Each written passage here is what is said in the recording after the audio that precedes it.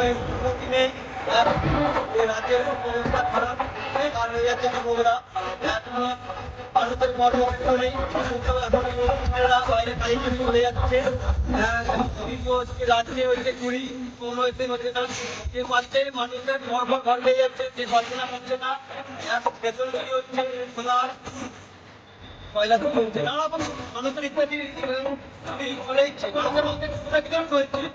আর এই কারণে পরিবর্তন যাত্রা যাত্রা আমার বিশেষ করে এই সরকারকে ওদের মিলিয়ে নতুন সরকার আনা চাই।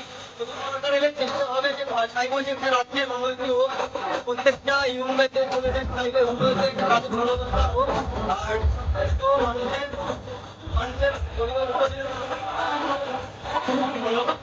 অবশ্যই চাই পরিবর্তন চাই পরিবর্তন চাই। কেউ বলতে পারছে না, মনে আসতে পারছে না, নিজেদের মধ্যে একটা ভয় লাগে যে বন্ধন হয় কে ভেতরে থাকবে না থাকবে, এই একটা মানুষের মধ্যে আত্মপ্রচারটা হয়ে যাচ্ছে বলে এই কারণে মানুষ হয়তো আসতে পারে না।